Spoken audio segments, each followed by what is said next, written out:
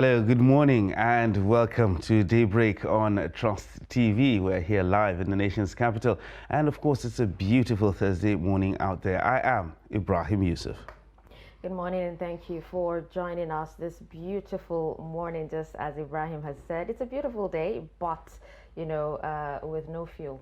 Yes, the queues are coming back. The queues are coming back and nobody has an idea why. Exactly. All of a sudden, in just a moment, it just started. Monday, everything was free, but Tuesday, everything, the whole queue surfaced. We just hope, government will make it easy for us to obtain fuel, because without power, without energy, it's going to be a serious problem. And the worst part is nobody knows why. No, but that's exactly what I'm saying, and nobody's saying anything about it.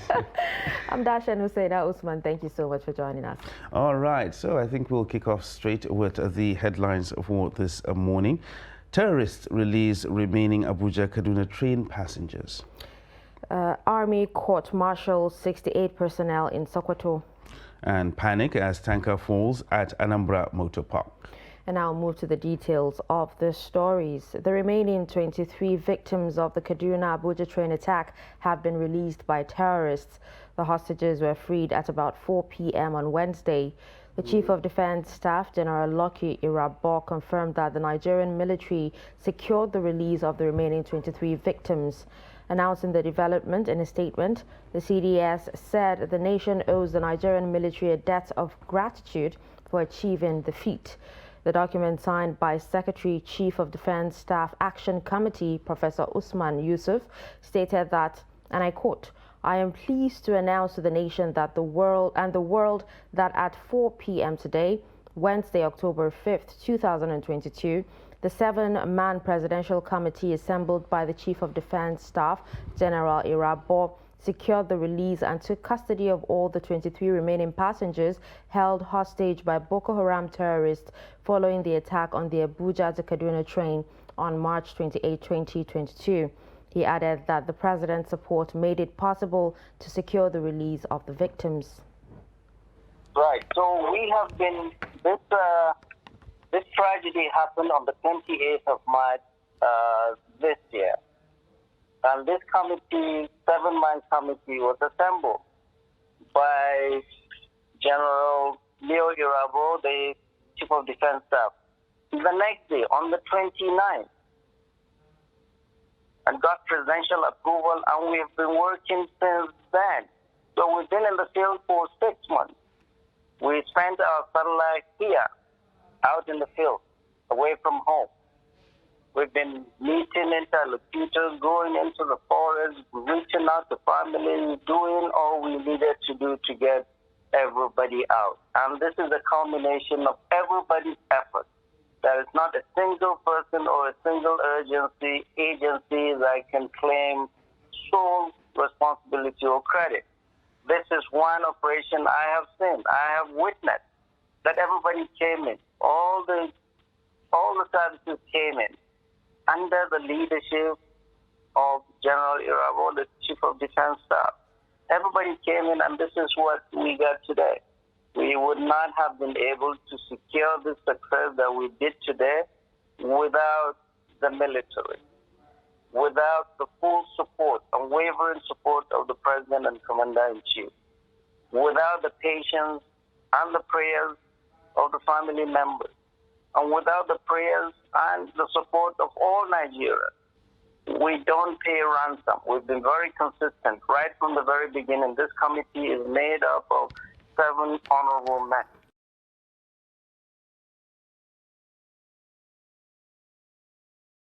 Neighbors thronged the residence of one of the released victims of the abduction at Tudunwada community in Kaduna to rejoice with the family. Brother of the released victim, Tasiu Barrow, said he has spoken with Abdullahi on phone after their release, adding that they are now undergoing medical check before they'll be allowed to be reunited with him in the morning. What I have to say is Alhamdulillah. All the pain that we have gone through for the past 6 months and 1 week, it has come to an end. They are free now. We are yet to receive them, but we talk with them on phone. My brother Abdullah Muhammad, I spoke with him on phone. They gave him food and we spoke. And I'm very sure, inshallah, by the grace of God, they will bring them back to their family tomorrow morning. Inshallah. Now they are undergoing treatment at the hospital.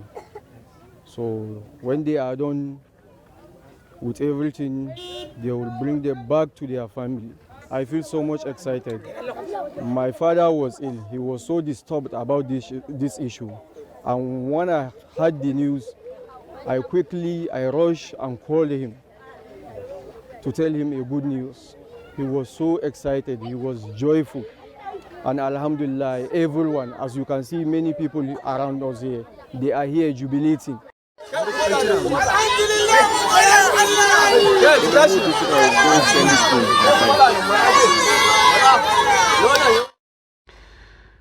Now, 68 officers and men of the Nigerian Army are to be court-martialed in Sokoto for different offences. Inaugurating the 12-member General Court-Martial on Wednesday, the General Officer Commanding 8th Division Sokoto, Major General Uem Basi, said the military personnel committed the alleged offences during their participation in the ongoing Operation Hadarin Daji, meant to dislodge bandits in Sokoto, Zamfara, Kebbi and Katsina states. He assured that the court-martial will be guided by principles of natural justice as enshrined in the 1999 Constitution as amended and extant laws. Major General Basi added that the court will be free from any form of interference. He urged members of the court to ensure speedy dispensation of justice. Anyway, from that story, there was panic at Aroma Junction, Oka, Anambra State capital on Wednesday when a tanker carrying a substance suspected to be inflammable fuel fell and began to spill its content. The incident caused passengers, drivers, hawkers, and others around the place to scamper for safety. Many were seen running towards the State Secretariat Road, some Ifite Road, and while others ran towards the Eke, Oka, and Government House Road direction due to the fear that the substance might catch fire. But a few minutes later, the driver of the truck, Mr. Kingsley Ogu, miraculously came out of the vehicle and explained that he was carrying palm kernel oil used for soap making and not a petroleum product. Ogu, who said he was coming from Amansia axis of Enugu-Onitsha Expressway to Onitsha, said he was carrying it to avoid hitting a bus. He was trying to avoid hitting a bus when he veered off the road. And with that, we've come to the end of the highlights at this hour. With this, we'll move on to more stories.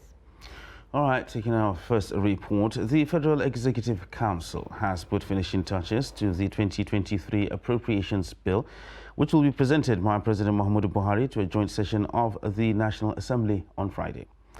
However, details of the document will not be released until after the presentation of the budget. Special Advisor to the President on Media and Publicity, Femi Adesina, disclosed this to newsmen at the State House, Abuja, after Wednesday's meeting of the Council. Kende Amodu reports. The sole memo up for discussion on Wednesday was the 2023 Appropriation Bill, which contains budget proposals for the 2023 fiscal year. The federal government is already proposing an aggregate expenditure of 19.76 trillion naira, with a budget deficit of about 12.41 trillion naira.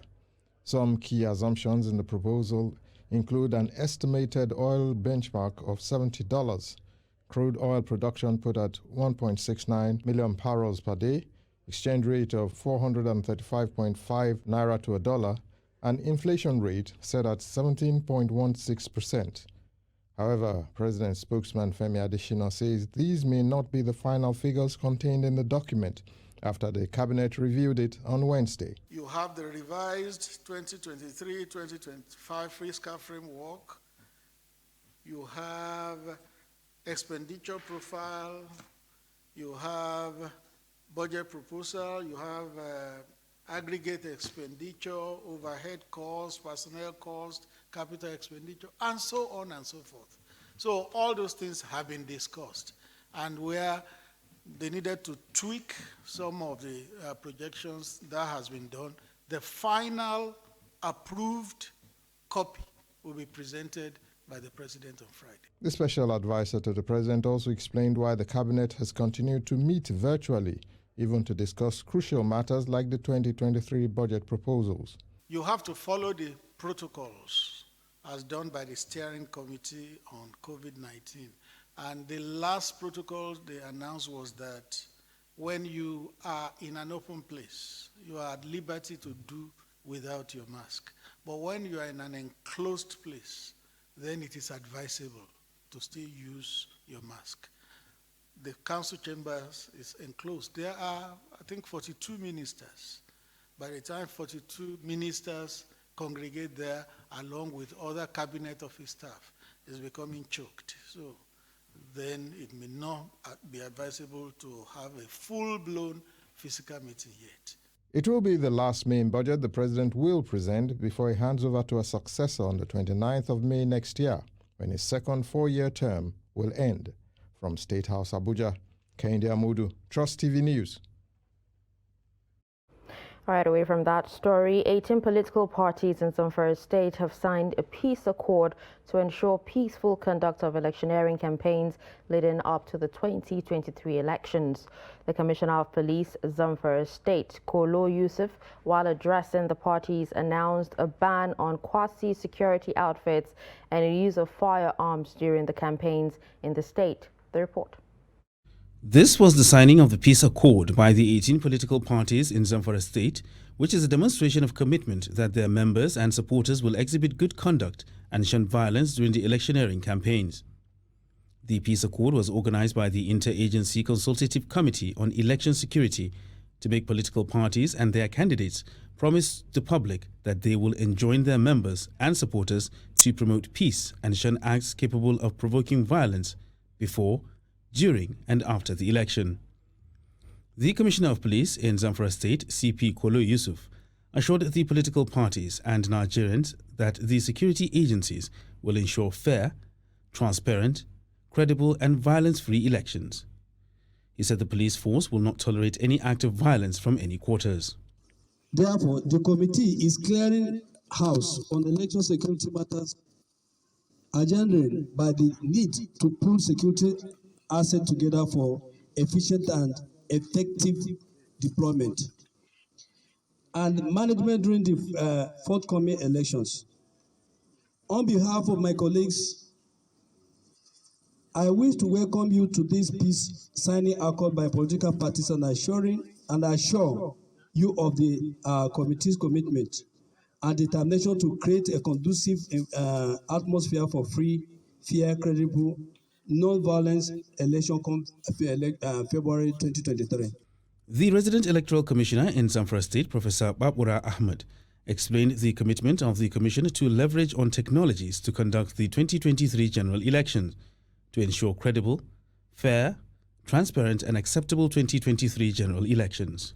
I want to give assurance on behalf of African Action Congress and the good people in the state. We are very law-abiding citizens. As young as we are, we come for peace.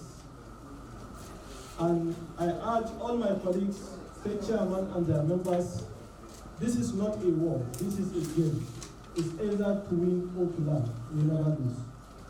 Some political parties' governorship candidates were represented by their running mates, while others were physically present to sign the peace accord.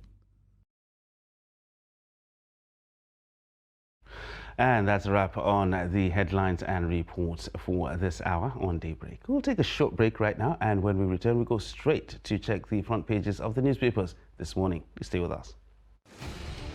As the 2023 elections draw near, remember, evil prospers when good men and women only wish for peace, but never take a step to make peaceful elections happen. Are you a father? Are you a mother?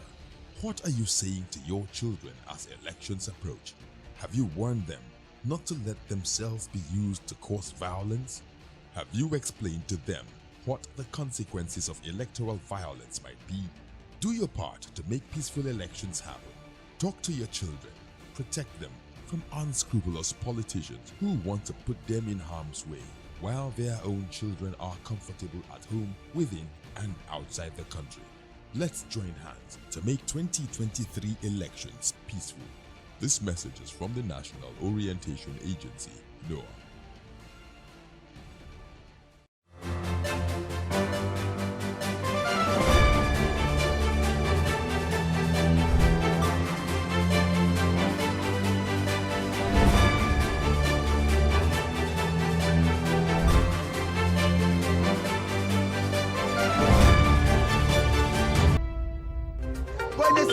and where you find that a person look at the same. Not necessarily tribal or regional. Because I have said that.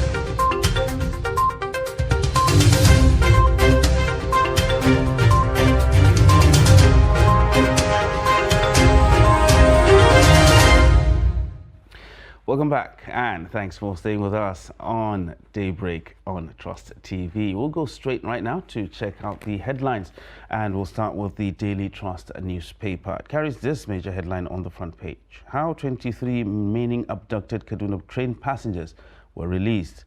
And it comes with riders here, families excited, how negotiators seal deal, and NRC to unveil plan on train service resumption. Those details can be found on page 4.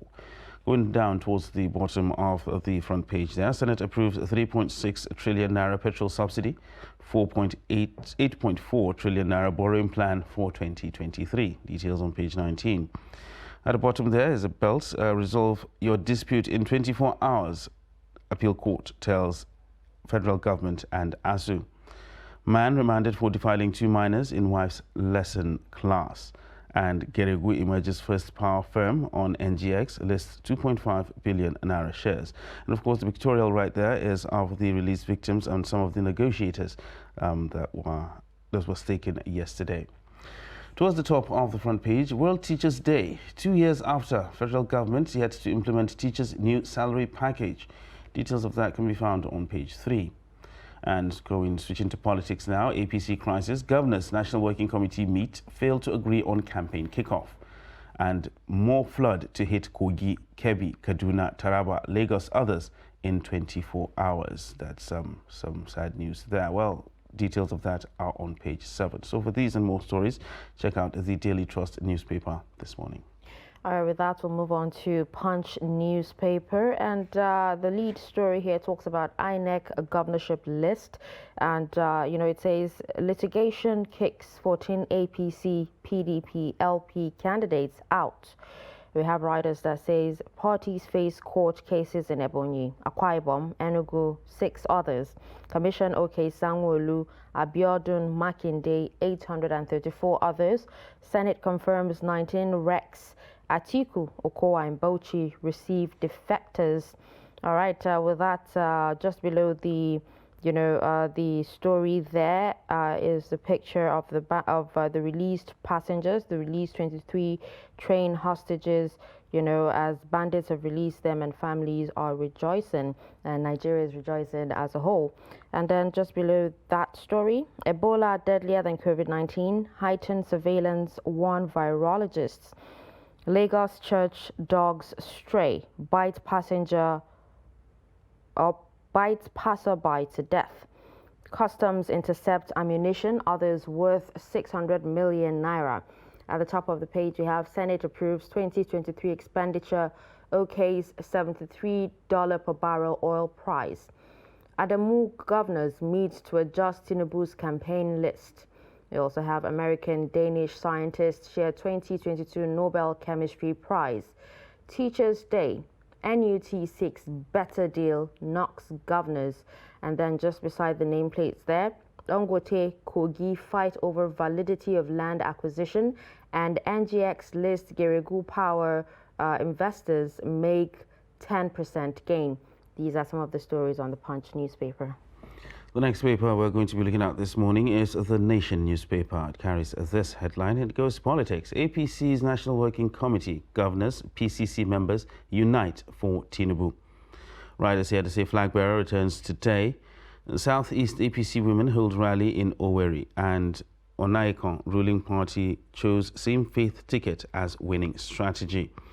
And still on the front page of The Nation, Buhari promises to restore teachers' pride. Details of that can be found on page 25. How parties can substitute candidates by INEC.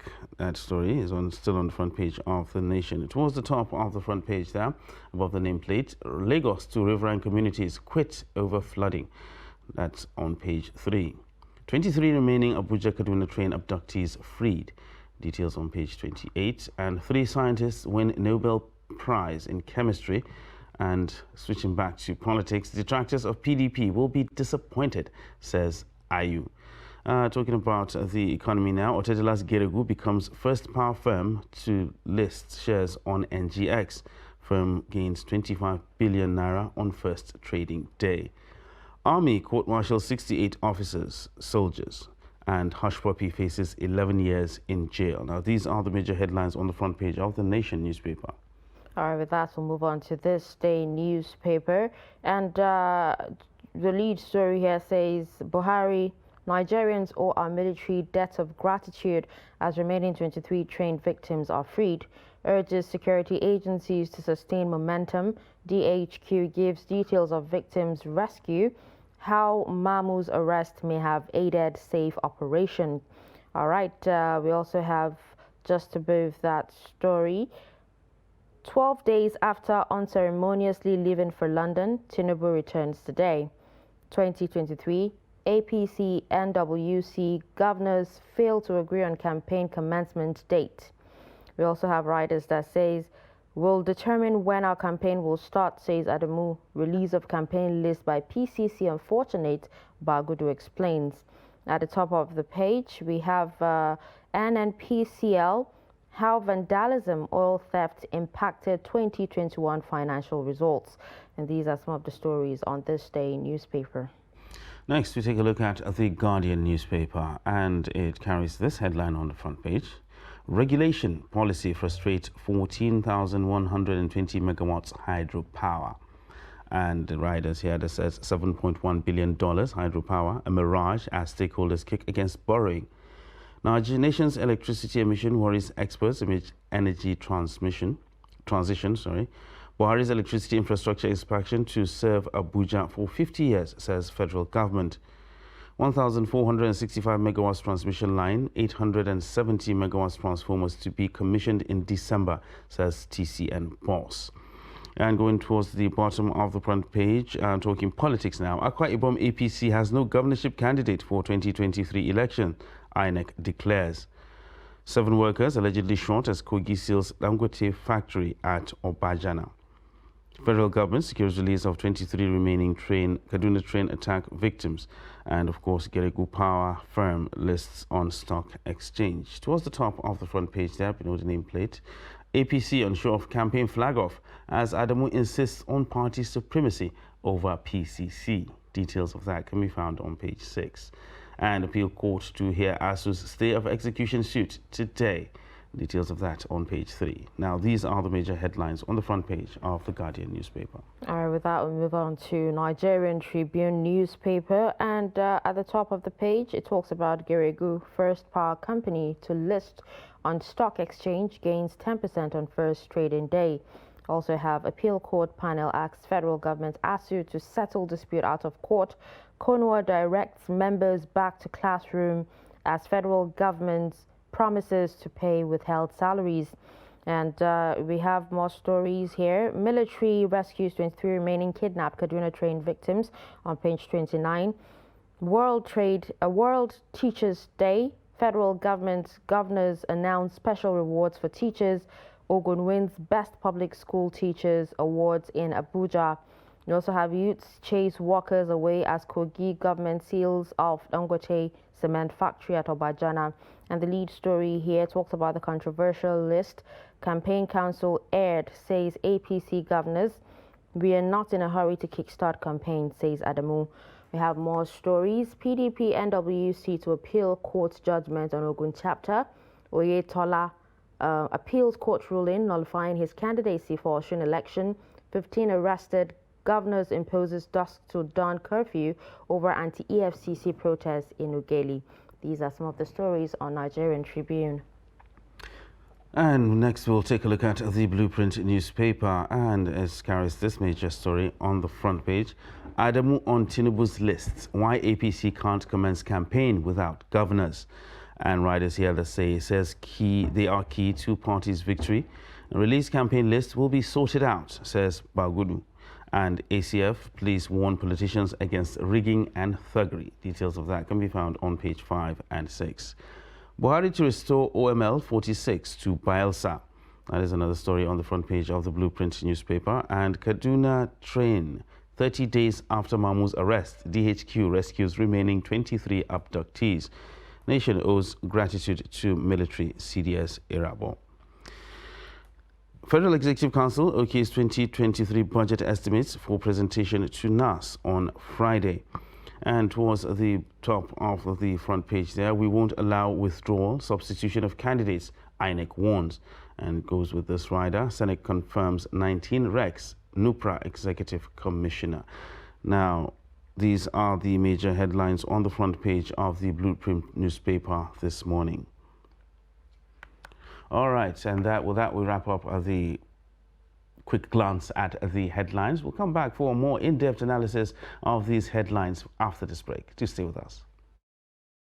But in a situation where you find that they look at the same, not necessarily tribal or regional. but I have said that.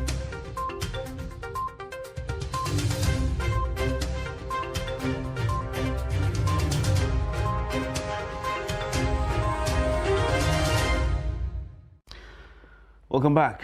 Thanks for staying with us on Daybreak this lovely morning on Trust TV. Well, we're going to go straight and look at a more in-depth analysis of the headlines that we just took a glance at before we went on that break. And of course, to help us do that right here in the studio, we have Nasir Lawal, the editor-in-chief of Dateline.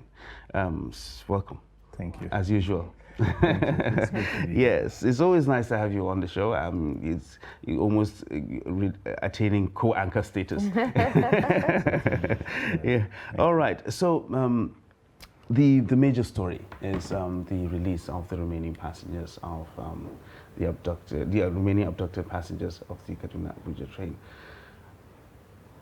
It has been a long time coming. We've talked about this a lot of times, how there was no information regarding the negotiations, whether negotiations were even taking place. Is it welcome now that it has happened, or is it too late? Well, you know, like they usually say, all is well that actually ends well. We are happy that the 63 abducted passengers have now been fully accounted for. It was not, you know, a nice experience actually in the first place for you to be held against your will for more than 6 months, you know. I think the families actually have a reason to celebrate. And I'm happy with what the secretary of the committee, that's the committee that was set up by the Chief of Defense Staff, General Irabo, coming out to say that actually this is like a collective effort. Nobody is trying to like claim credit over it. And now that they are going back to their families, I think the families deserve to be happy. And so many stories will actually now be told, because most of the things that we have been hearing actually have not come to pass. Like if you remember, the former negotiator, that's Tukur Mamu, at a point he said so many things, and we are glad that none of them actually happened. Like when he said one of the terrorist leaders was actually trying to, you know, forcefully marry one of the abducted passengers, and now that they are all back, I think it's we can celebrate that. Okay, now one of the writers actually talks about the railway corporation, you know, getting ready or planning to resume service. Do you think it's too soon for them to start, you know, plans? Well, it's actually not too soon. My problem with that is the fact that right now we are still talking about trying to secure the train corridor, because all the surveillance contracts they were talking about, I don't think that has happened. And you know, these are things that we actually collected money from China to be able to run it. And we have not been able to like keep servicing it, keep paying back the loan, because the trains are not operating. So I think it's not, probably it's not too soon for it to resume, because one, we need the money, and then we also need the services. Especially with the condition of the Abuja-Kaduna highway at the moment. So many motorists are actually having a hard time applying that route. So I think it's high time that the government should actually restart the train operations. Okay, well, while we're still on that, moving slightly away from that, a lot of people actually are saying that, okay, well, the government did well, that secured the release of the abducted passengers and the rest of it, but their job shouldn't end there, because these people have gone through a lot. What next for them? I mean, talking in terms of trauma and how they can be able to recover, therapy and all that, that the government still needs to do more for these people, not just bringing them back to their homes and their families. Do you think that is something that the government should look into? Yeah, certainly, because, the fact that they were released in batches, and I don't think the ones that were actually released earlier underwent any rehabilitation. They just returned to their families and continued with their lives. And honestly, that shouldn't be the case, because for you to be held against your will, unsure of your fate, and for you to be able to now regain your freedom, honestly, you need to undergo, certain forms of rehabilitation, so that you will know that what you actually went through is not like a normal thing, and that even the society identifies with you, put themselves in your shoes to be able to, so that you get back on your feet. But for the government to just, act as if nothing has happened, I think that's very unfortunate. So the government should find a way of reassuring not only the abducted train passengers, but even those who will now be using the services of security and so many other things. All right, so let's move away from that story to politics. Now, most of the dailies today actually carried, the story of APC still, failing to agree on, campaign kickoff. And it's not just the APC, even the PDP is actually going through the same due to the internal crisis, within the parties. What's your take on this? It's unfortunate that we are still talking about reconciliation, that's with regards to the two major political parties, the APC and the PDP. We are just like 6 months away from the presidential election, and then we are still talking about even agreeing on how to proceed with the campaigns. Then what happens to all the manifestos, things that you intend to do for the electorate and things like that. But, in politics, you keep having this crisis, from time to time, because you have like collection of interest, each trying to have like a way ahead of the other. So it's normal in politics to have all these crises, but when the crises begin to stop you from actually doing what you are supposed to do, then that's when it actually becomes a problem. So Nigerians will also, I think, put pressure on these parties so that they begin to tell us what actually they intend to do, so that based on what we know, we will be able to make our decisions when it's time to elect our leaders. Because a lot of people are actually concerned right now that this does not augur well for us as a nation, because if these are the two behemoth political parties that we actually have, and what happens if they can't sort themselves out internally? What happens when they actually get, when the power comes to them, when they're actually running affairs of the nation? A lot of people actually believe that this is not a good sign of things to come, and really it's something should be done about it. Well, in politics, this is actually the time for them to do all the struggles and what have you. Because by the time you have a president, then everything stops on his table. So you can't like continue to drag things with him once he is the president. So this is actually the time that they have to be able to raise all the objections that they have, so that they get carried along even before we get a president in the end. Because by the time you have a president, honestly, trying to confront him, comes with lots of risks. And our politicians, they are already used to what they call government subsidized lives. So many of them cannot do without patronage from the government. So nobody will want to be in the wrong books of the president. So they now use what they have or the time that they have to be able to get what they want. Okay, so still on politics, how about, the final INEC list that actually came out, and you have INEC warning because, most parties are complaining, and INEC is actually warning that they will not allow withdrawal or substitution of candidates. Yeah, it's good that INEC is now coming out to exert its independence to show that they will not allow the players to go contrary to the dictates of the law. I think that's a very good one. I don't know whether they will be able to sustain that anyway. But the political parties, they have had all the time in this world, to come out with their candidates, But they were unable to do that because of the struggles. Everybody wants to be the one on the ticket, and then you end up not doing what you are supposed to do. If you look at what is happening in some of the states, like in Akwa Ibom, they are already talking about the fact that APC has no governorship candidate, which is quite unfortunate.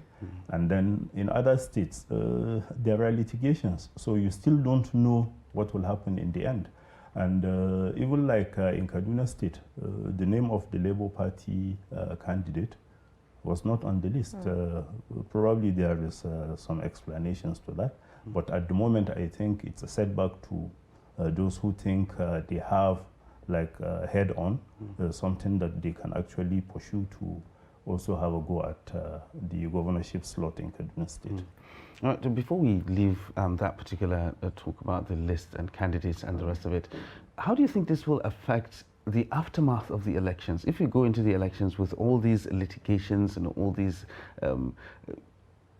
uncertainties surrounding the list of candidates, who's representing what, because we all know that the parties are on the ballot and then the candidates sort themselves out. So after the elections, party wins, then we come on start sorting out who was the candidate of the party at that particular point in time. Do you think that augurs well for at the post-election? No, certainly it doesn't. If you look at what happened in a number of states, like in Zamfara, the APC actually lost the seat and all the assembly because of what they did before the election. So the parties should actually do what is right so that they don't end up winning elections only for them to be taken out on technicalities. So what I will advise the parties to do is to be able to play according to the rules, so that even if in the end, because you cannot stop all these litigations, that's why we have the courts. The courts are there to handle all the litigations. So if the courts decide in your favor, you are ready for it because you have followed the dictates of the law. But if you somehow fail to do that, then you can only blame yourself in the end. Okay, let's move on to, academics. Yesterday was Teachers' Day, and, teachers were celebrated all around the world. Would like for you to share your thoughts on the ASUU government, crisis, and the fact that, a new faction of, lecturers has actually been registered. That's CONUA, and they're actually telling these lecturers to actually go back to the classroom. A lot of people have a lot to say about, this particular faction. What's your thought on that? Well, the faction you are talking about, people will ask. They were registered like 2-3 days ago. And then you're already talking about who are the members. That's what people want to know. Who are your members that you are even directing to go back to school, to the classroom? And then the government itself, why do you have to register, a factional group at this time when you are still trying to reconcile with ASUU? Like the former ASUU president and former INEC chairman, Professor Jega said, this is, a recipe for disaster. If you allow this to happen, then honestly, you cannot say, what will be the end result, because we have seen this a number of times. When the government tried to break the NLC, I'm not talking about even the TUC NLC thing. No, I'm talking about, you remember there was a time that we had NLC or ULC or something like that. You know, factionalizing the workers, well, you may get your way maybe in the immediate, but in the long run, honestly, you can only have yourself to blame, because how can you now be able to like get the teachers on the same on board, you know, to do so many things? Because once you begin to have some struggle between the factions, because it will come, it will certainly come. Once you begin to have these struggles, then you cannot make any headway, because one, when you are like in the good books of one, the other one will want to get your attention, and then in the end you will end up not accomplishing anything. So like Jega said, I also believe the timing is wrong, you know, of the registration. And then of course associations are supposed to be free. People should join them voluntarily without being forced or anything. But for you to now like bring it at this particular time, honestly, it leaves much to be desired. And the teachers you are talking about, you know, not long ago the president told us that they have arranged, you know, a better package for teachers. Where is it? It has not been implemented. So why even like raise the hope of teachers? You know, when things happen like this, I wouldn't be surprised if somebody is already thinking of like maybe moving away from the present house that he owns, you know, thinking that something big is actually coming, and then only for his hopes to be dashed. Honestly, it's not a good thing. The way we treat our teachers here, you know, despite the fact that they play a very significant role in what happens, you know, with regards to our development as a nation, it's quite unfortunate. All right, well, still circling back to the FG-ASUU standoff, we have seen some of the dailies talk about the appeal court telling both parties to sort themselves out within 48 hours and all that. How bad is this going into an election year if we allow this strike to linger, and we go into an election year with so many youth at home, idle? How bad is that for our polity? It's very bad. You know, when you don't engage people, then that's when you don't engage them positively. You know, then some people may try to do that in a negative way. And, you know, now that they don't have anything doing, the politicians, all the mischief makers now have like ready tools to use, you know, to cause trouble during elections. So what I think the government needs to do is to find a way of resolving this issue once and for all. Like the Court of Appeal said, if you look at, you know, what they said in that order, asking two parties to go and settle out of court, you will understand that, you know, this is something you cannot actually handle through litigation alone. You know, there are certain things that you need to do, because this will be like voluntary, you know, something you should be able to convince the other party why they need to understand your own position, and then so that in the end you come up with like, you reach a common ground and then proceed from there. Because right now we are not like making any progress, despite what the court is saying. I don't see them handling resolving this in the next even 48 hours, because you don't go to like reconciliation with a clenched fist. You know, all of them right now are stating their positions without moving an inch, and that's not good for negotiation. Okay, let's have your thoughts on, you know, the flooding. This year has been, you know, something else compared to previous years. And, you know, especially a lot of states, especially in northern Nigeria, has actually been hit by flooding. And you have Kogi being, you know, one of the worst hit by flooding. And the likes of Kebbi, Kaduna, Taraba, Lagos, and others as well. And NIMET is still warning of more flood and asking those with houses close to the riverbank to, you know, leave the riverbank. But But how can they actually do that? Where will they go to from there? You know, just share your thoughts on it and what you think the government can actually do to, you know, make the lives of people, you know, in such communities or states, you know, a lot more safer. I actually blame the government, you know, for all the disasters, you know, that we are having with regards to flood. Because, you know, people are building houses, you know, without any form of regulation. And some of the areas where you see residential houses at the moment, believe me, they are rivers. You know, they are just like maybe after receding for some time, people now find it convenient to go and build there because maybe the river has not been overflowing and things like that. See what is happening in Lokoja. See what happened in Jigawa State, in Hadeja in particular. You know, so many farms washed away, you know, people displaced. So the government will now start coming with relief items, and then even the relief items that they will start coming, you know, it's about who will get the contract to do that so that somebody will be living off the misfortune of others. So I honestly blame the government for all this. We need to know where people are building. There should be approval.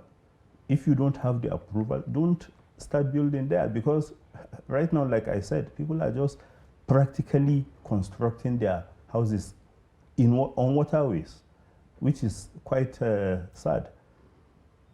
All right. Let's move slightly away from that and talk about something else that actually broke yesterday. The Senate appropriation bill has actually been talked about. The Federal Executive Council actually looked at it, and it's going to be presented to the joint houses of assembly by the president on Friday. The figures now: 3.6 trillion naira approved for petroleum subsidy. We're still talking about that, and 8.4 trillion borrowing plan for 2023. What's your thoughts? I don't know even where the government is actually going to get the money from.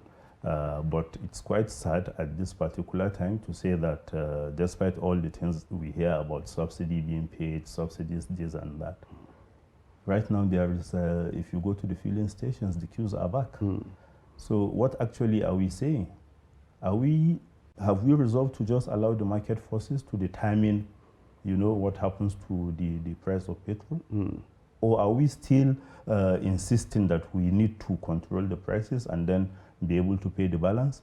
Because right now, we are only helping some people. Those who are like in the chain of the supply and what have you are actually the ones getting all this subsidy. The people are not actually getting it. If we go if you travel on Nigerian roads, you know they are still bad, and you still pay something out of the fuel price, the fuel money that you spend, because there is something that you remove. The government is removing actually for the maintenance of roads. When they removed the toll plazas, that's what they did. You know, they found a way of inserting certain things into the price of petrol, and then you are not talking about this amount. Consider what you can do with 3.6 trillion in a country like Nigeria. You know, it's huge, but just few people will get to benefit from this when the majority, you know, keep having problems, despite the fact that the government is claiming to be spending money.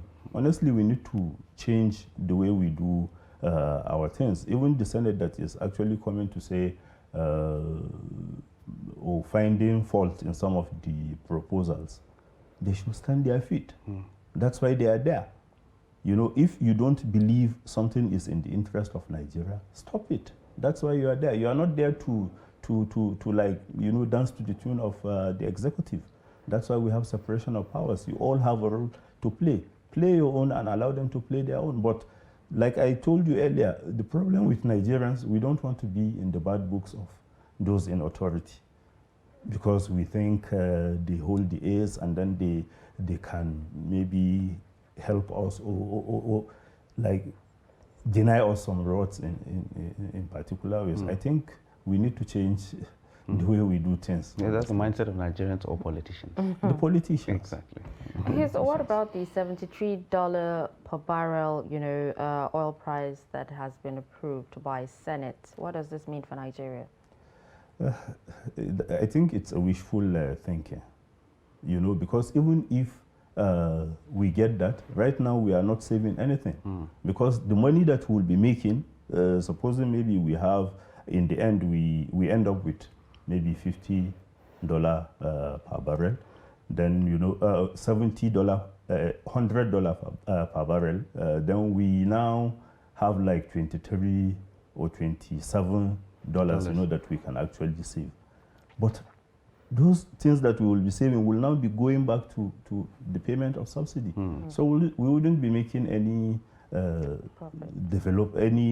headway using this. Honestly, I don't think just having $73 per barrel will help us. What we need to do is to make sure that our refineries are back on stream.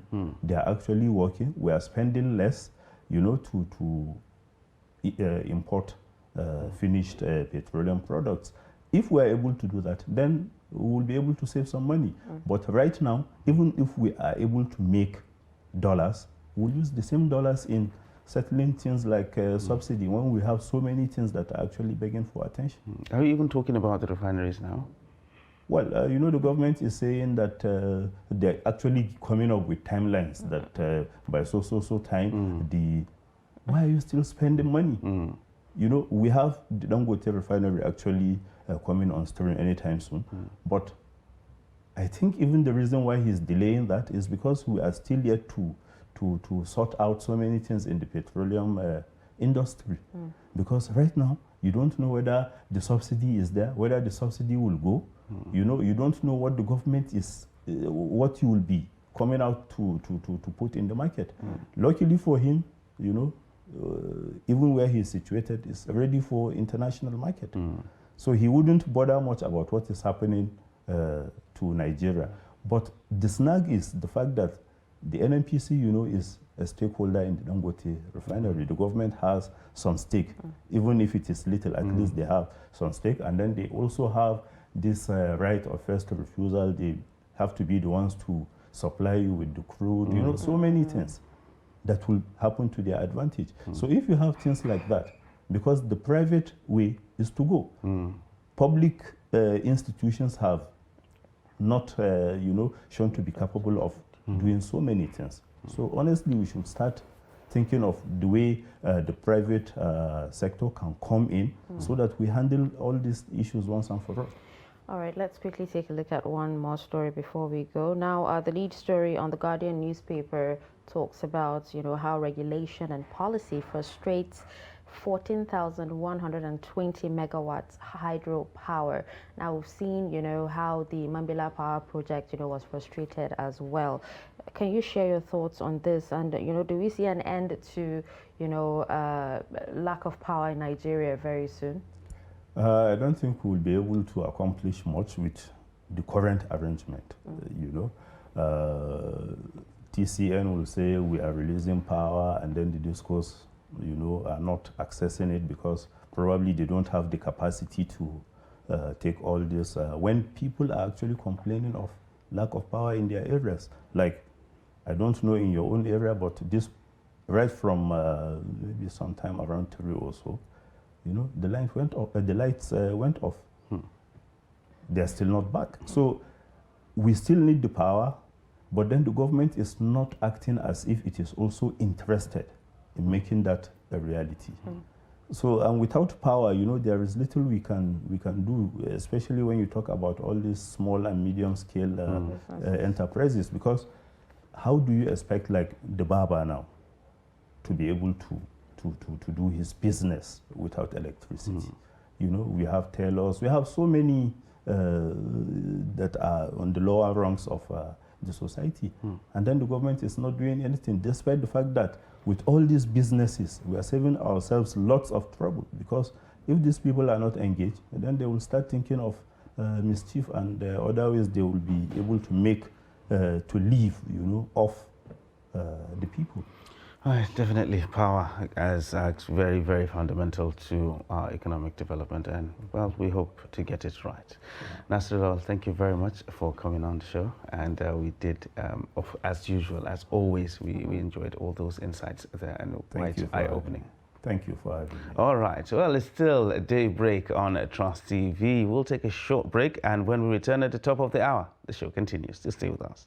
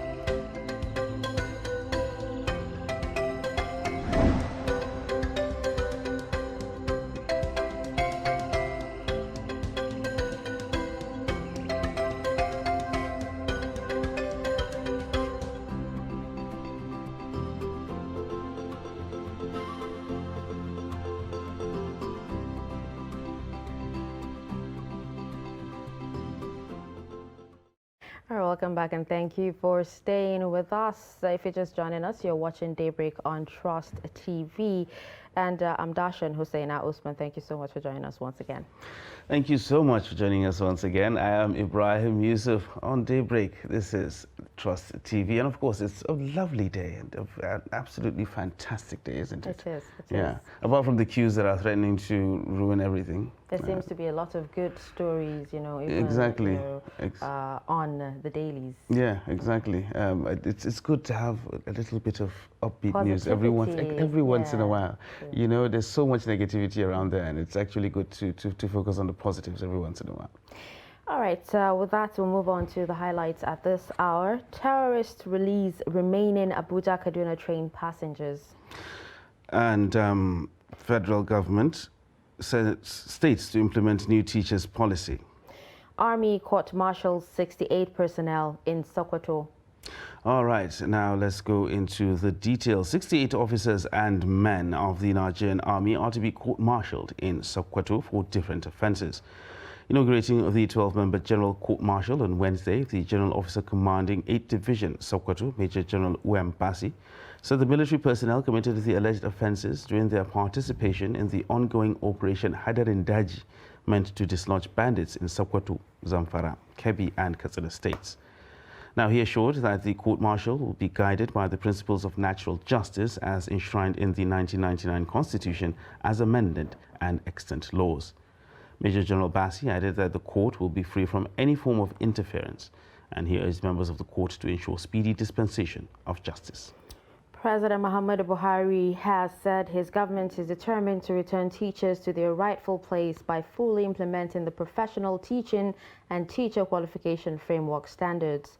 He said this will invariably impact on education, outcome, and performance at the preschool, basic, secondary, and tertiary levels. Speaking at the event to mark the 2022 World Teachers' Day with the theme, "The Transformation of Education Begins with Teachers," Buhari said the new teachers' policy is already being implemented at the federal level and in some states, and urged states that have not to do so immediately. World Teachers' Day is marked every 5th of October to celebrate teachers and draw attention to their welfare and concerns.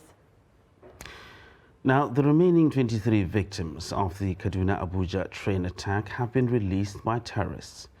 The hostages were freed at about 4 p.m. on Wednesday.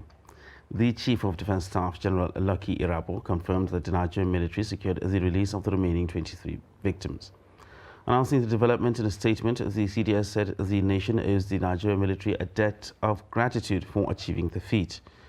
The document signed by the Secretary Chief of Defense Staff Action Committee, Professor Usman Yusuf, stated that he is pleased to announce to the nation and the world that at 4 p.m. on Wednesday, October 5th, 2022, the 7-man Presidential Committee, assembled by the Chief of Defense Staff, General Irabo, secured the release and took custody of all the 23 remaining passengers held hostage by Boko Haram terrorists following the attack on the Abuja to Kaduna train on March 28, 2022.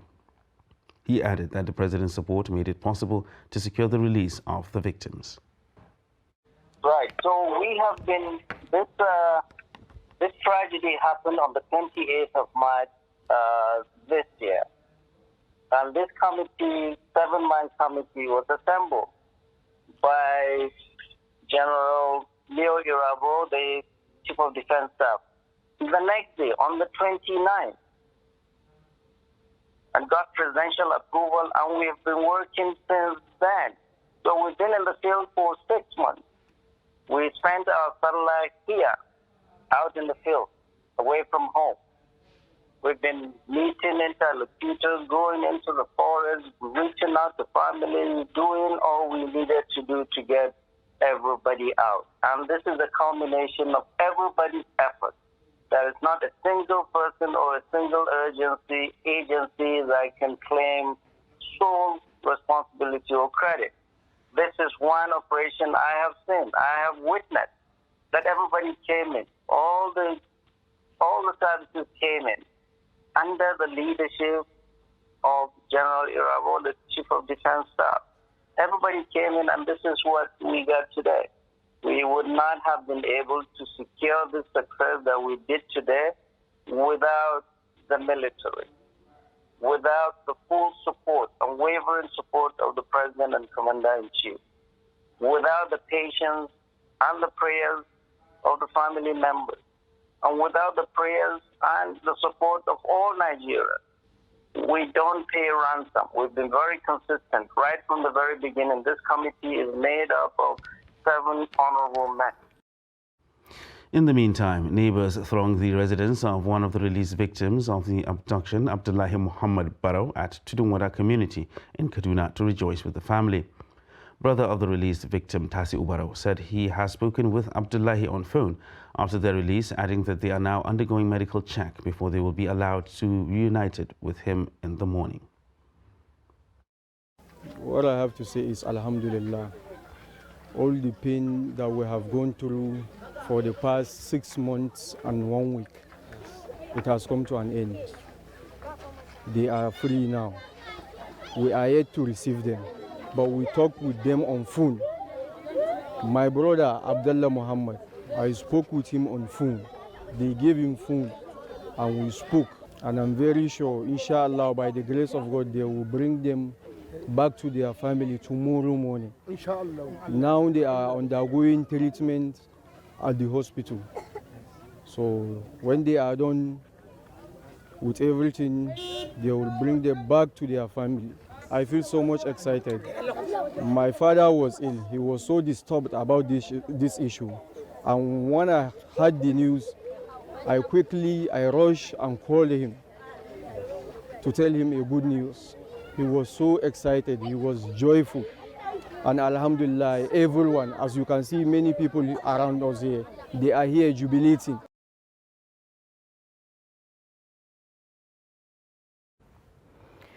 All right, it actually, is for every Nigerian, if I do say so, it's actually a good day. Everybody is actually rejoicing on the release of these 23 passengers. And in the studio, just to move on with this particular discussion, we have joining us in the studio security analyst Stephen Okori, to analyze, everything that's actually gone down from, the beginning to the end. And we will be joined by Dr. Abdulmalik Atta virtually. He's a member, Chief of Defense Staff Action Committee as well, joining us on the program. But for now in the studio, we have security analyst Stephen Okori. Good morning and thank you for joining us. Yeah, thank you for having me. Okay, so first of all, as a security expert and, as a Nigerian, how did you feel when you heard of the release of the remaining 23 passengers?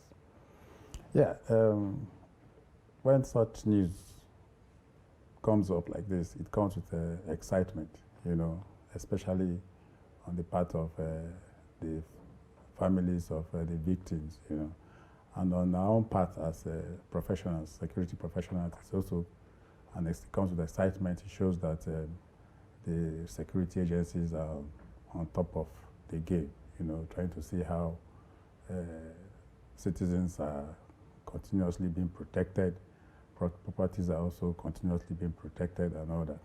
So it's a welcome development. When I got the news, I was so pleased about it. Well, talking about the security agencies being on top of their game, yes, protection of lives and property, a lot of people might say that, well, if they weren't on top of their game, that this abduction probably shouldn't have happened in the first place, or this release or this rescue should have happened a long time ago, or we should be talking about rescue and not actually a recovery of these passengers, because the story is they were released. Yes. There was a negotiation that happened, and the passengers were released. Yeah. There was not an operation that was mounted, and these people were actually rescued. So people might point it out as a failing of the security agencies in that regard. First of all, for the abduction happening itself, and secondly, for it taking so long for them to be secured back. Yeah. It's normal for human beings to think the way you have just read out. Ordinarily, we expect a society where such nefarious activity should not have happened, But to respond to your question, I want to take us to a crime triangle where you have the desire, the opportunity, and the reward. There's a lot that the security agencies need to do, in the area of the desire of an intended-minded criminal, where the criminal sits and plans, the security agencies are not availed with that opportunity, But what the security agencies need to do is to see that the enabling environment, the opportunity for them to be able to strike is not conducive or is not made available for them. That's where I expect that the security agencies need to be proactive, not being reactive. But the other way around, looking at it, there's a lot that they can do in terms, just the way I said, in terms of trying to see that the desire to commit this crime is not there. But how far can they go about it? But what they can do is to see that the opportunity does not come. For instance, where the terrorists sat and planned to see how to attack the train, the security agencies were not privileged to that information. you know, but they would have seen that the attack did not go on, you know, but they even had the opportunity to see that they struck and they adopted victims, you know. So by and large, we have to still give them kudos, you know, because society without crime is inevitable, you know, but to see how to downplay it is what they should be up to. Yeah. All right. Well, right now we have joining us Dr. Abdul Malik Atta. He's member, Chief of Defense Staff Action Committee. Dr. Atta, good morning, and thank you for joining us on Daybreak. Good morning. Okay, so first of all, I'm actually sorry that, you know, about everything that's actually happened to you. But can you give us an idea of how your family is coping, you know, in the aftermath of this particular traumatic event?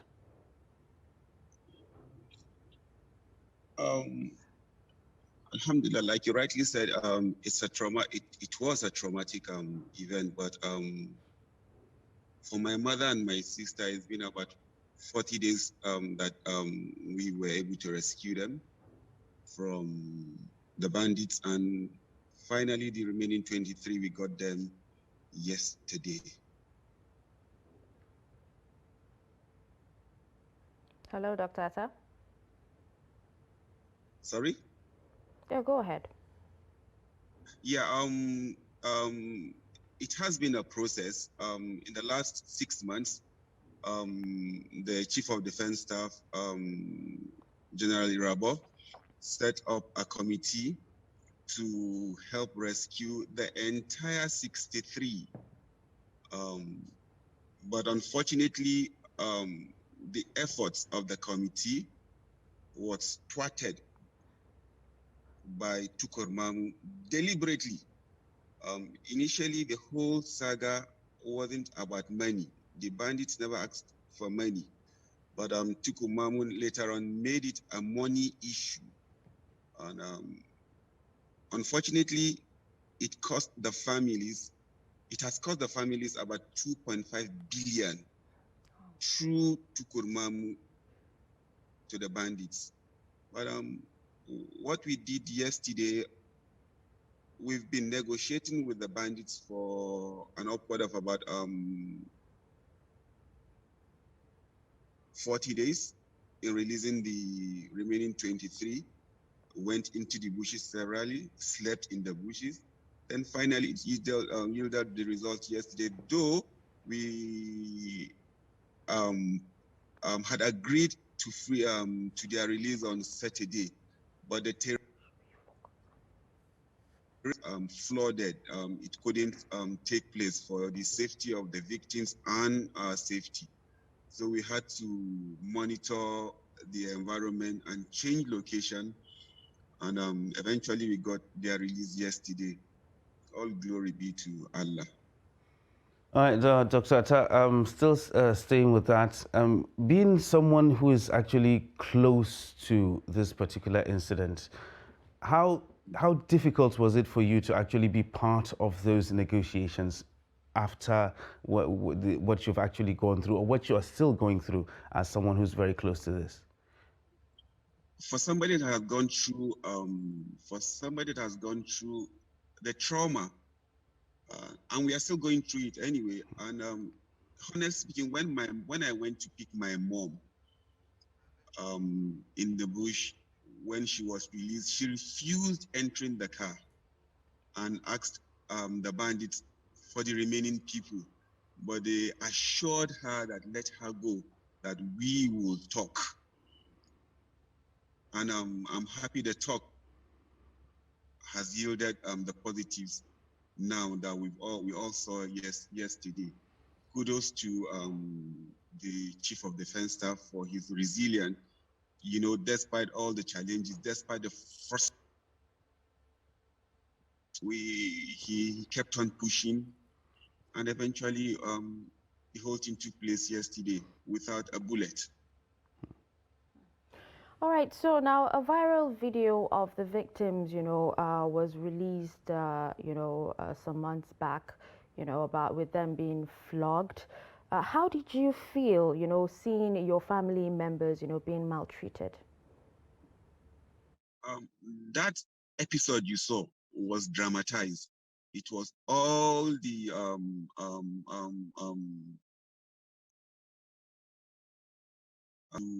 put pressure on the families and the government. He asked them. It was just mere drama. Talking about the negotiations now, we're getting different stories coming in about the nature of the negotiations and how the release of these particular 23 was actually secured. The ransom was paid. That some compromises had to be made for that to happen. Can you give us any insights as to how that went down? You mean the remaining 23 or yes, the initial release? The remaining 23.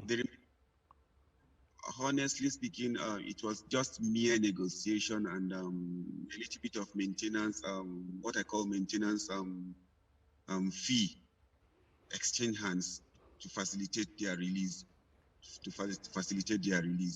Certainly, a certain amount of money did exchange hands to facilitate their release. Okay, now you held, so many protests, to drive home your demands, while your loved ones were still in captivity. Do you think that actually had an impact in pushing for government to, push for the release of, the victims? Yes, it did. But however, we should all take note that less than a week after the incident, I was in Abuja to meet the initial team that was set up by I joined about 5 days later, initial team that was set up by the Chief of Defense Staff. And I can assure you or tell you that it has been a battle. Let me tell you, most of the members had to relocate from Abuja to Kaduna for the past 6 months. They've been mostly in Kaduna, going into the bush to negotiate. The negotiation is so frustrating that it's not the way I speak to you and you answer me. You have to allow the bandits come to a place where there's service, do audio recording, and we have to send people into the bush. A lot of people have gone into the bush in this cause. Not, to the best of my knowledge, we've sent a team to the bandits. Before, we personally went more than 20 times. All right, so still talking about the nature of the negotiations, you made mention of the intermediary that was there before in the person of Tukur Mamu, and right now he's out of the picture. So then, did you have another intermediary, or were you negotiating directly with these bandits?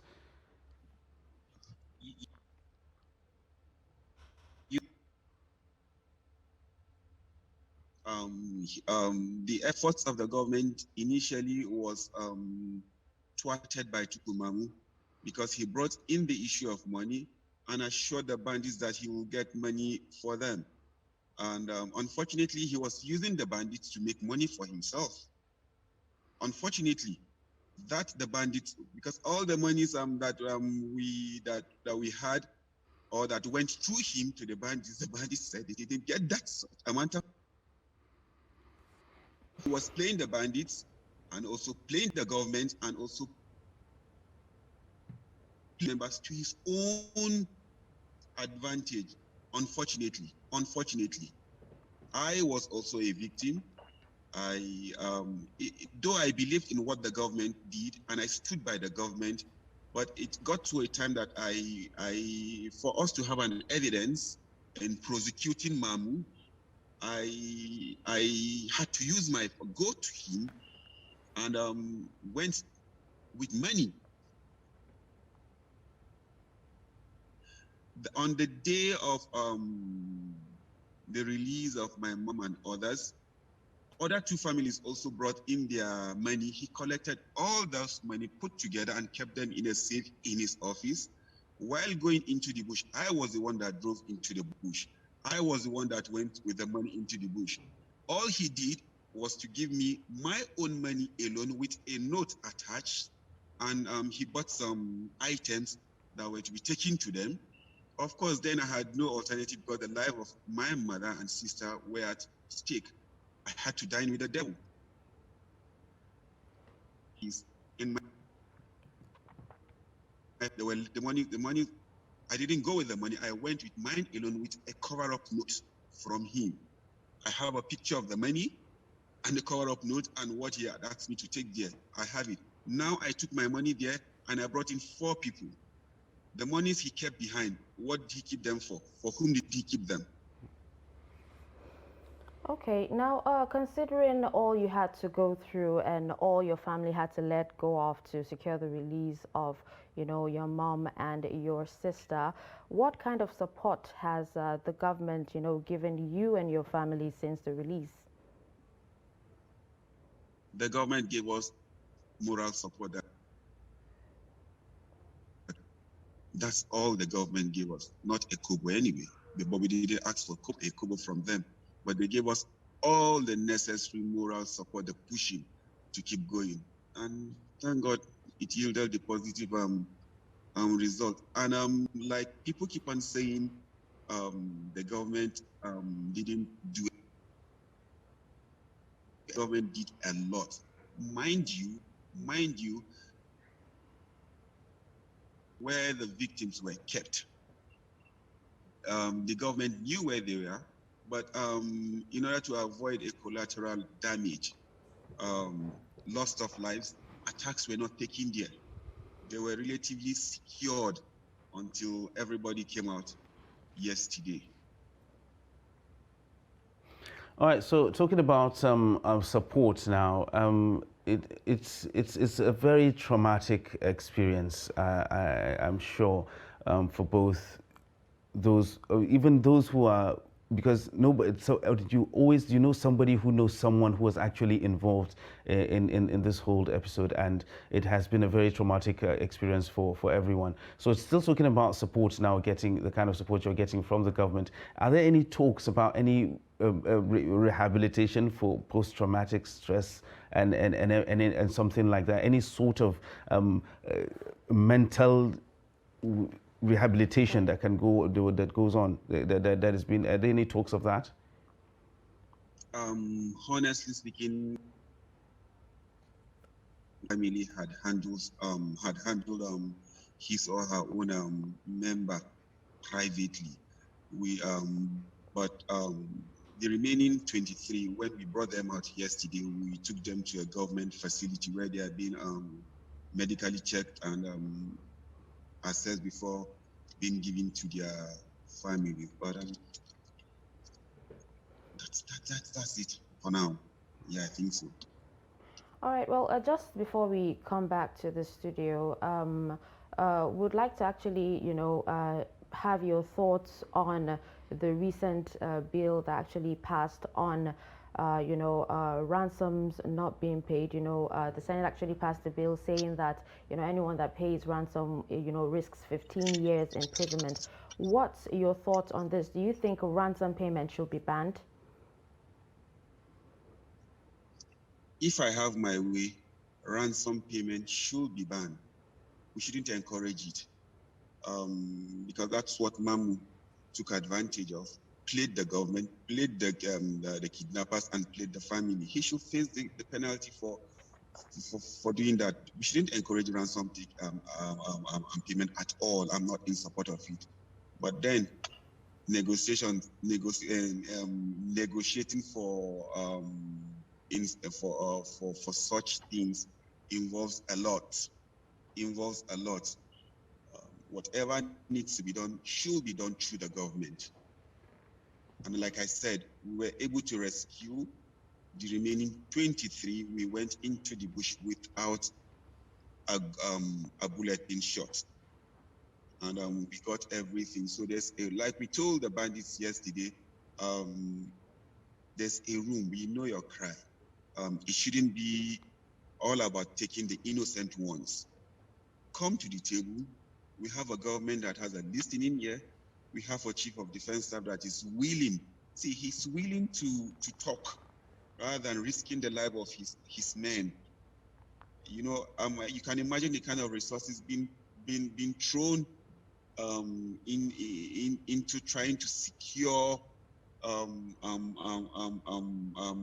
lands, but this money could be channeled towards other things if they could come to the table and we talk. And like I said, they've agreed to talk. They've agreed to move forward from where we've stopped. They've agreed. They've asked us to schedule a date for another meeting with them where we will iron things out. And I can see the light at the end of the tunnel.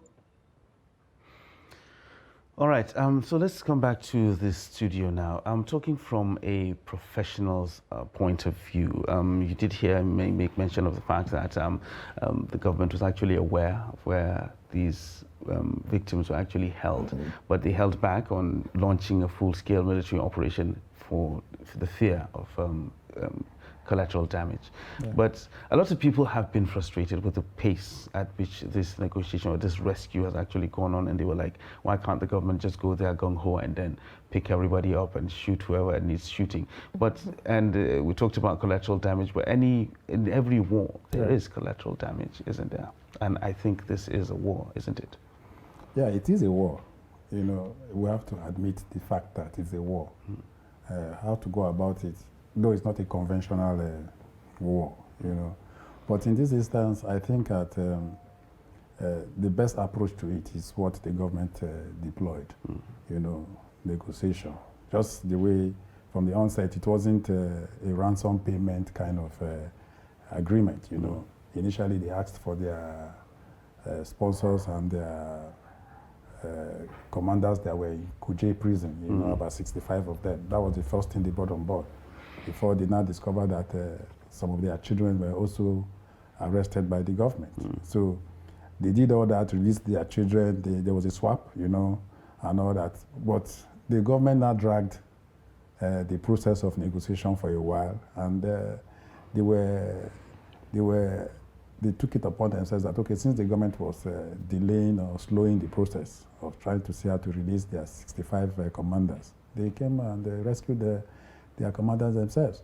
So after they did that, they discovered that they didn't have any other thing to put before the government. They now started going for ransom, you know, and they were able to net that kind of amount of money from families of victims, you know. So the fact of the matter is that we should see how to avoid such situations. Look at the situation we have found ourselves, negotiating with bandits, you know, and all that.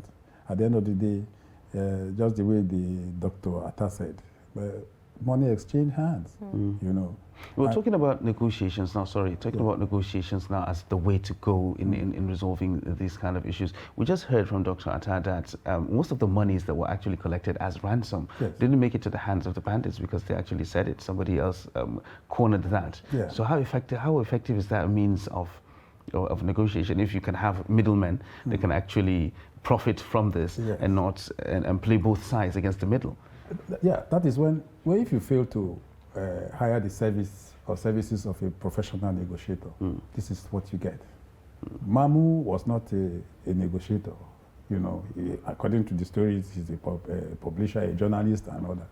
So he saw that gap, you know, and he killed him, you know. And so the DSS established that he was a benefactor, just the way Dr. Atta said, and he was even a collaborator, you know. So he used the opportunity to see how to make money for himself. Meanwhile, a professional negotiator will not benefit financially from such arrangement, or, you know, but because he's trained, you know, he must put on board or bring on board the ethics, you know, of a professional negotiator, you know. But we have professional negotiators in this country. The government would have hired their service, you know. But I commend the panel that was put into the 7-man panel, you know, for them to have gone this far, you know, to see that the remaining 23 were released. You know, but you see, kidnapping has been on since right from the Chibok period and all that, even before the Chibok period, you know. So it is something that has come to, I'm sorry to say, stay, you know, because we are experiencing it and all that. So the panel, such panels should have been on board right from day one to be able to see how to negotiate between government and people that adopt. All right, so just to buttress what you just said, now a lot of Nigerians are actually scared that since this actually happened, more of such attacks might happen. Yes. But what are the implications of such this kind of act of terrorism to national security? Of course, it is a threat to national security, because it affects a lot of sectors, economically, educationally, agricultural-wise, and all that. A lot of people are scared of going to their farms because they are scared of being kidnapped. Parents don't send their wards to school, especially in areas that are prone to kidnapping, I know of families that are scared of sending their children to boarding houses, So it affects a lot of sectors in the society or in the system, So it's a threat to national security, and I think it builds on the government and the security agencies to see how to arrest it, arrest the situation. What has happened now, it doesn't still stop. There are other sets of terrorists or bandits that are out there, What has happened is not a guarantee that it will not happen again, or with other terrorists or bandits will not still go ahead and say how to kidnap, because it has been established that Nigeria is lucrative in terms of ransom payment. Nigerians are ready to pay, to secure the lives of their loved ones, So to respond to the bill that was the Terrorism Prevention Act that was amended, yes, for me, such law, we should see how to stiffer penalties for kidnappers or people that carry out such act. What's the penalty? You see, once the penalty is very stiff, sentence them to death.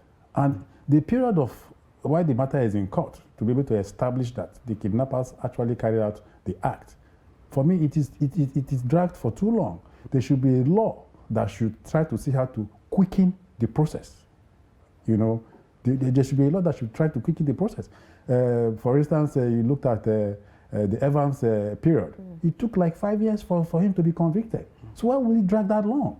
So if you are amending laws to see that people don't pay ransom, you should amend the laws for a period of time that within 6 months, cases bordering on kidnapping should be dispensed with. Not that period of dragging it for a whole long of time. All right, let's go back to Dr. Atta now. For someone who has actually interfaced with these bandits, have actually talked to them, and you did make mention that the door of negotiation is actually open.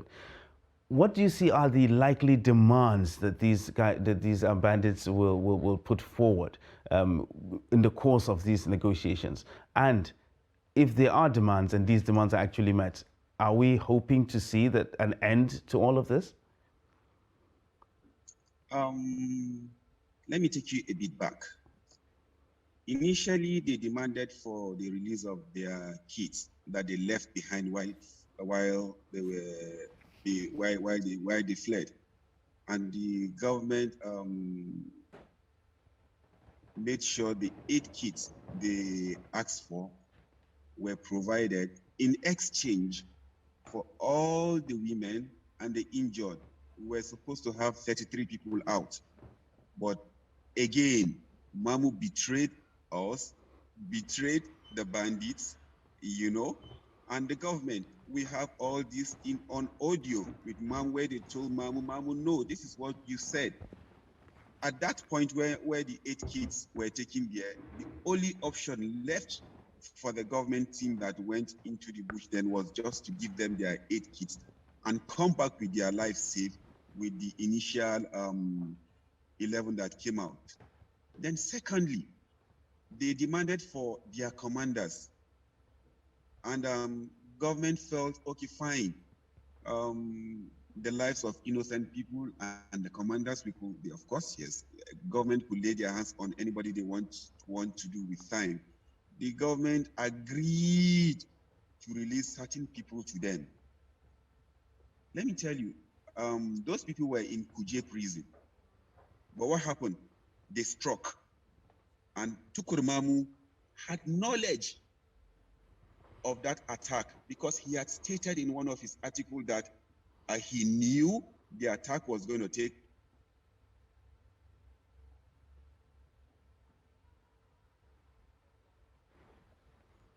place with the committee, which was not so. He was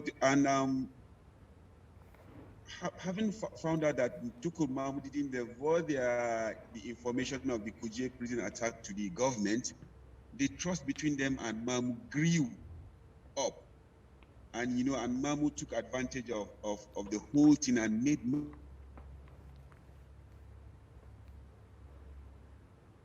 And let me have people in the town. And the bandits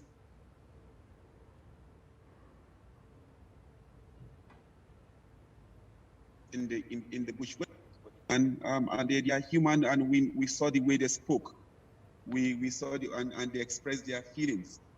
So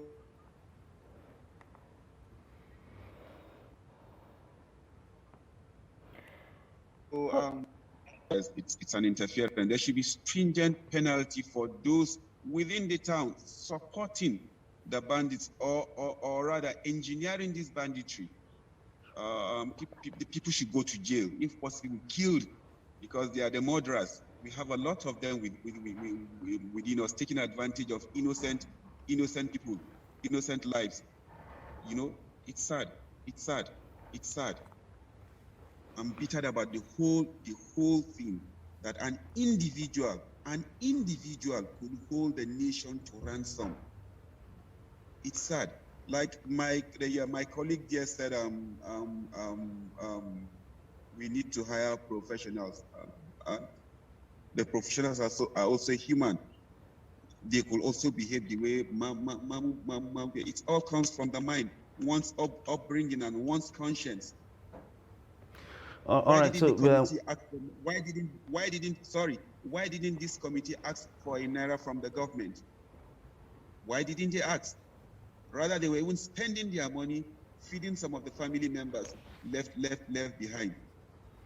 All right. So quickly before we go, Dr. Atta, with the negotiations now opened, just like you said, the door of negotiations has actually been opened with the bandits. Can we hope to see a reduction in these incidents as these negotiations are going forward?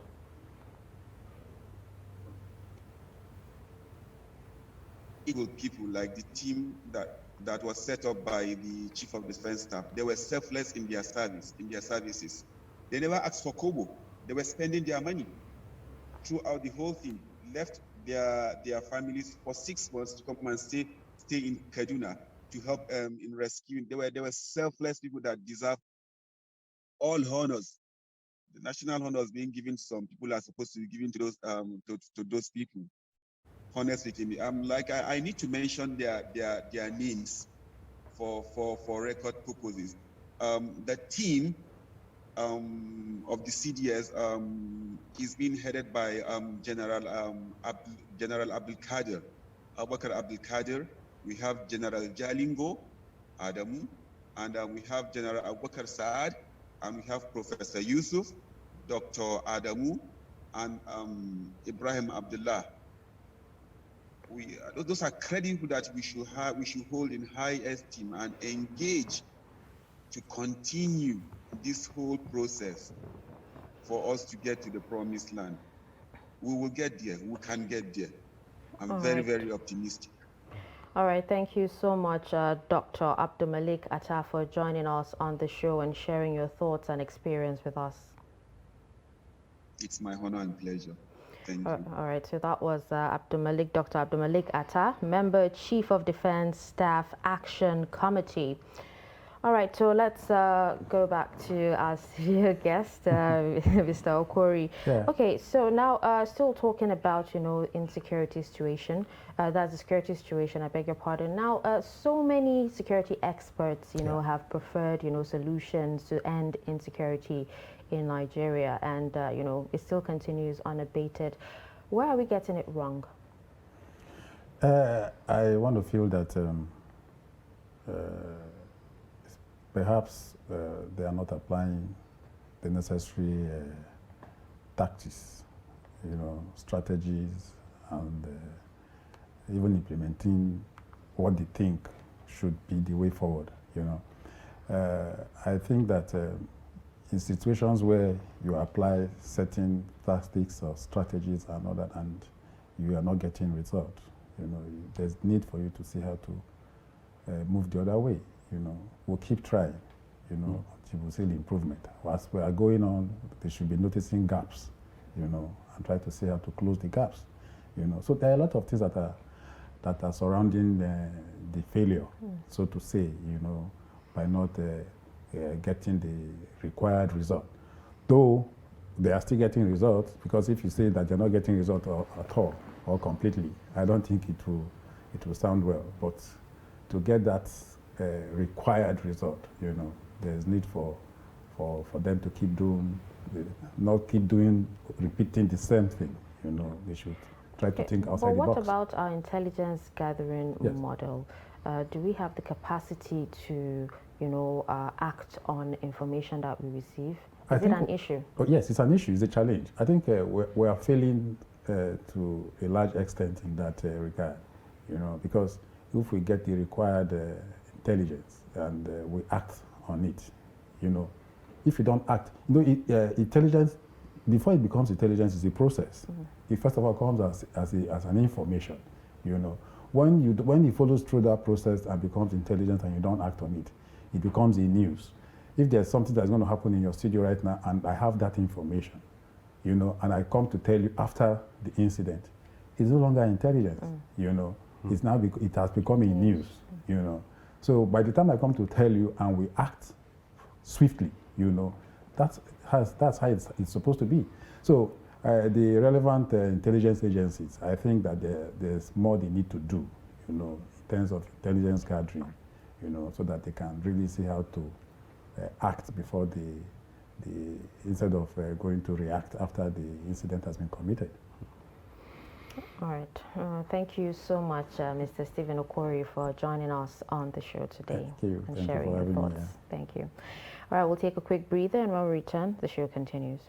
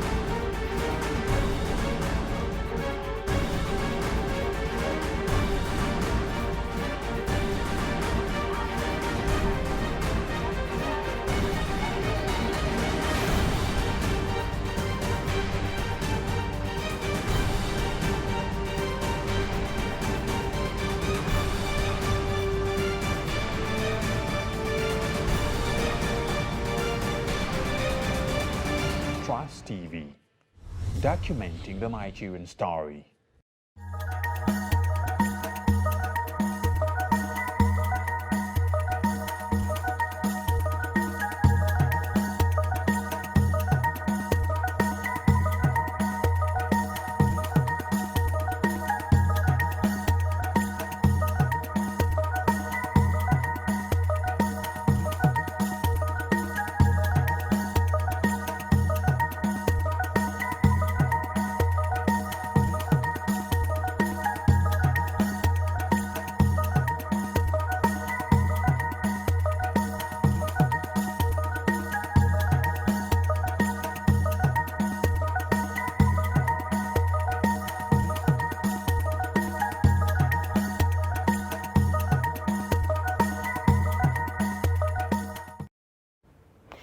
Welcome back and thanks for staying with us. We're moving to our final discussion on the show, and it has to do with politics.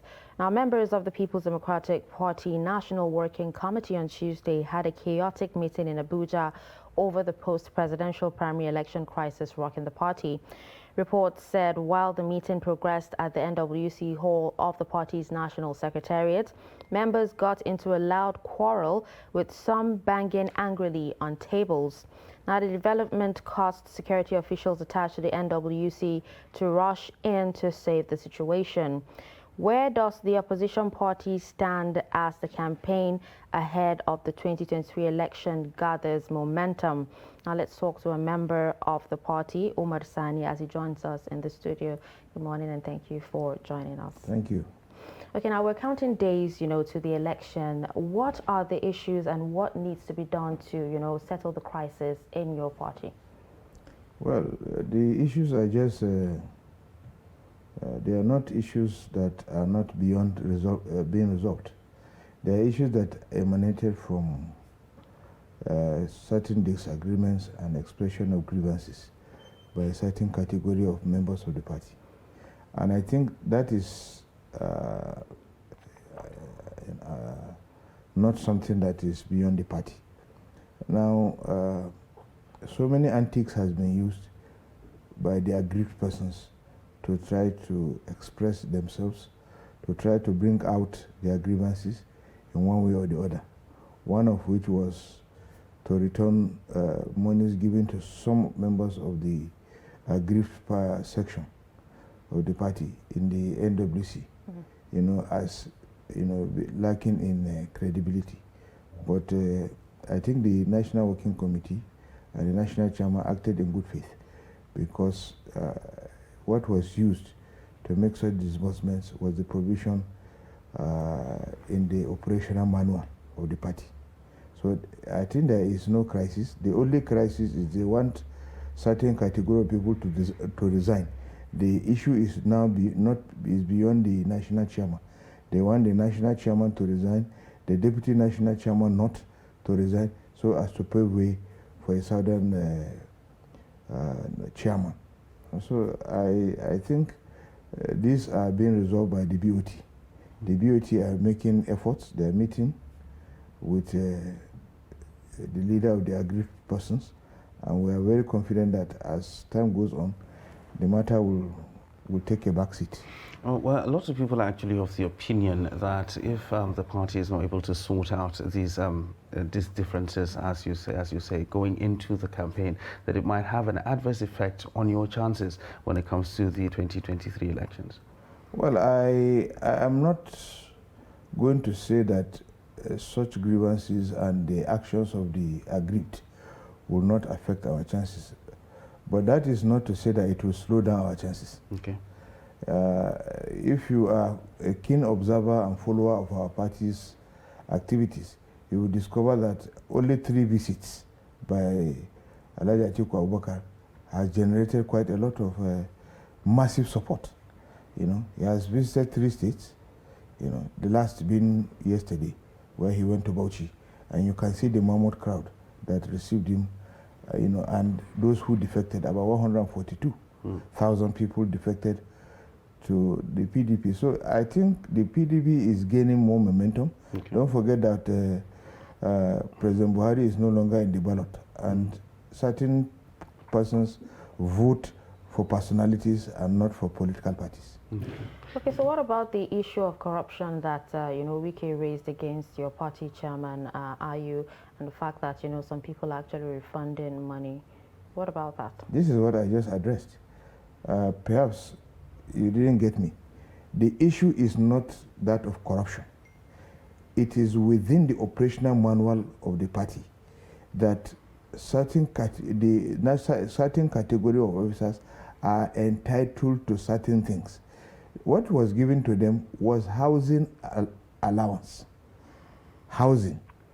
Well, a lot of people are actually concerned about the timing of the whole thing, and of course the personalities involved, because they happen to be belonging to that particular camp, the camp that they are in, and of course with the rift now currently experienced, and a lot of people have a problem with the timing. That is why it's been looked at as exactly. Well, you see, if you come into such type of situation, you are likely going to meet much more aggression from the aggrieved, because their immediate demand cannot be met as at this time. You cannot, in the middle of the game, change the striker of the team, who is the goal scorer of the team. So there is no way the party can kowtow and bend down and remove the national chairman. And this is, like I have always stated, is an issue that has always trended during transition periods. In 2010, leading to 2011, the national chairman of the party is Kwesi Nwodo. The president of the country was President Goodluck Ebele Jonathan. And then the chairman of the BOT is Chief Olusegun Obasanjo. They are all from the south. It was a transition period. After the transition, somebody becomes, again from another zone, becomes the national chairman. In 2007, when Yar'Adua became president, the national chairman was Ahmadu Ali from the north. The party chairman was the president was from the north. It was a transition period, but after the transition period, there has to be a change. You know, somebody has to come in. So it's a normal thing within the party. It is not something that should be taken to heart and should create problems. Okay, now all the meetings between the BOT and Wike's camp have actually ended up deadlocked. Now, isn't your party afraid of internal sabotage, especially as regards the elections? Well, it's an ongoing meeting. According to the acting BOT chairman, Senator Adolphus Wabara, the meeting is ongoing, and we are hoping that they will reach, a consensus. Now, of course, when you begin discussions, there are times you have deadlocks. ASU versus government, there has been deadlocks. Now they are reaching somewhere. So we will reach somewhere very soon, and there will be no problem. All right. So, well, how soon is very soon? Because campaigns are supposed to have kicked off right now in earnest. The thing is February. We are also launching our campaign in Akwa Ibom on Monday. Okay. And so while we are campaigning, and when the campaign takes off, the BOT will be doing all those things. And so we perhaps within the next 2-3 weeks, the matter will be all over. So are we expecting Wike and his team at the campaign kickoff? Well, even if he doesn't come, it does not still remove the fact that he is a lover of PDP. He has not at this moment ever stated that he has left the PDP. He has not created a parallel faction within the party to give room to constitutional crisis and to say he has the right to leave the party. So there is no pathway that he is leaving the party. So as far as we are concerned, he is still a member of the party. He has also mentioned by himself that he will work for the victory of all the candidates in the party in Rivers State.